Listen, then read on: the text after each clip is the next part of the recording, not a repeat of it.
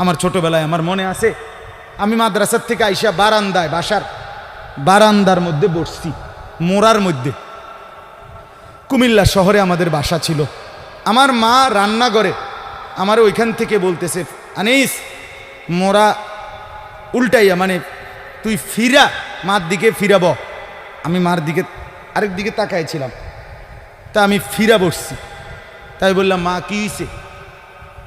ওই ঘরের জানালা দিয়া ওই বাড়ির পাশের বাসার কাজের মেয়ে তোর দিকে চাইয়া রইছে। মা এটা দেখছি, এই জন্য তোরে বলছি ঘুরা মার দিকে ফিরা বসতে। মার নজর, মা নজর রাখছে। আমি জীবনে একবার, শুধু আমার পুরা জীবনে একটা সাদা টুপি কিনছিলাম একবার, যেই টুপিটার মাঝখান দিয়া ছোট্ট ছোট্ট লাল লাল এই ছোট্ট ছোট্ট কটা ফুল ছিল,